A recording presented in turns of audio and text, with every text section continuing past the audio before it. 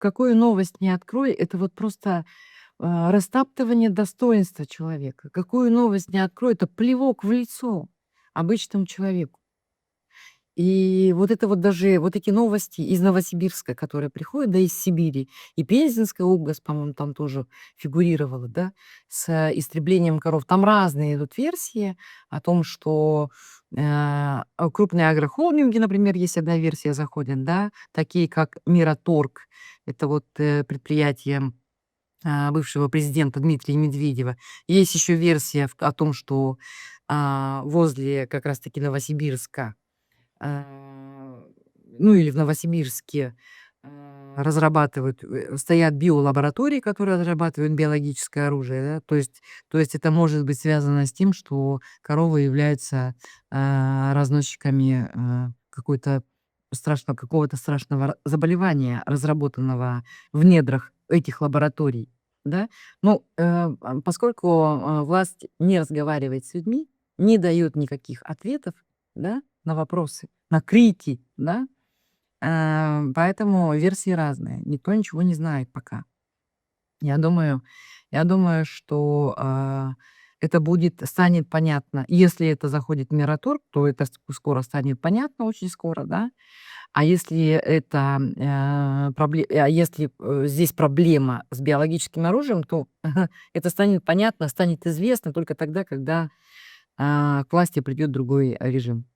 К власти придут другие люди, и страна станет, демократической. Только тогда мы сможем узнать правду.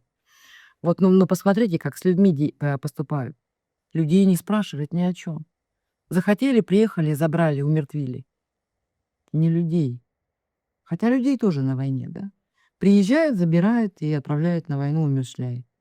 На убой везут, да. Так же, как коров сейчас, забивают массово в Сибири. И ведь понимаете, в чем еще страшная вещь? Они же могут прийти, в любой момент и к нашим якутским фермерам. Понятно, что, никто не будет вести, никакой Мираторг, там никакие крупные агрохолдинги не будут вести, фермерское хозяйство у нас на наших территориях, потому что там сложные климатические условия. Это нужно уметь. И якутские фермеры умеют работать на нашей земле в наших условиях. Понятно, что если они захотят, то они придут не за этим. Они придут за нашими землями. И захотят китайцев запустить на нашу землю, да, они совершенно спокойно придут и все поголовье скота умертвят, чтобы люди сами покинули эти территории. Ну, фермеры живут этой работой, да, фермеры живут этой работой. И если у них отнять скот, то что им нужно, останется делать? Они просто переедут все в города. Больше, ну, разорятся и поедут покупать квартиры в Якутске и будут там жить без хозяйств. А земля останется свободной от фермеров, от коров, да. И туда могут загнать китайцев, а могут загнать крупные, российские компании для того, чтобы они добывали наши ресурсы. Совершенно спокойней. Придут, истребят все поголовье, скота, и оленеводов возьмите, да, вообще не спросят. И, КРС, крупный рогатый скот, коров, и лошадей. Никто ни у кого ничего не будет спрашивать. Придут и сделают. Вот в чем опасность, да, опасность нашего молчания. Они так поступают, потому что, люди молчат. Люди не выступают против. Ну, вот есть локальные вот эти стычки, да, но, насколько мы знаем, вот в Новосибирской области уже там поехали огромное, количество автозаков, чтобы всех несогласных, всех тех, кто возмущается, посадить за решетку. По крайней мере, на то время, пока они истребляют животных. Потом они их выпустят, и никто ничего не скажет.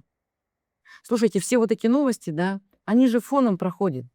Вот вы открываете эти новости, читаете их, да, ну вот, да, у нас там дыра в бюджете, у нас там невыплаты зарплат, у нас проблема с ГУП ЖКХ, у нас увольняют учителей, у нас увольняют медиков, у нас моргов нет, у нас дорог нет, у нас там еще чего-то нет, у нас цены выросли, у нас тарифы выросли на коммунальные услуги. Они вот для вас они фоном проходят.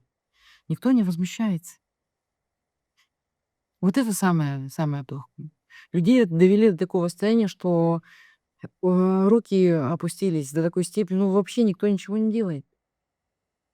Самое печальное вот в этом.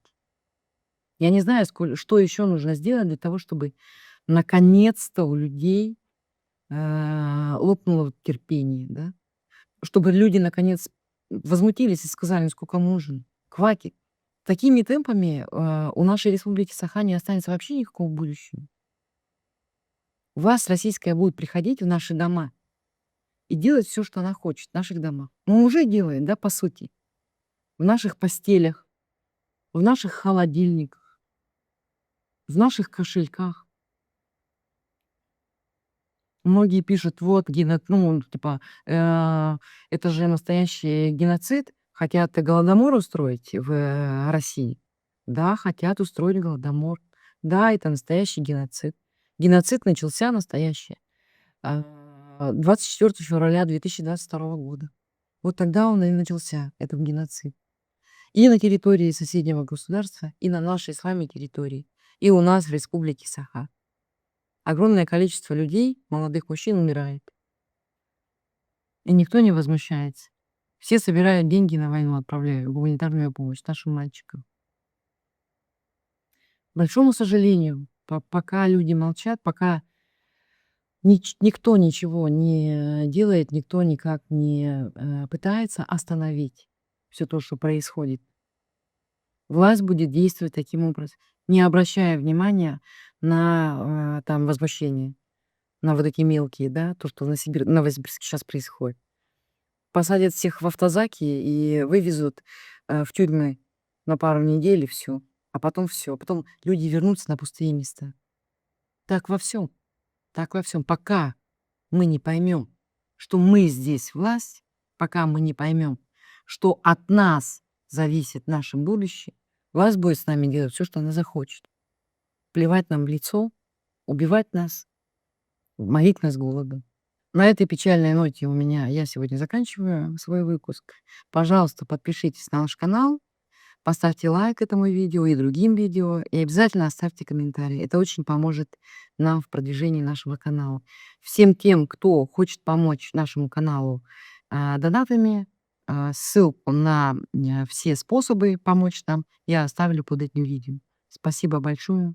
До свидания.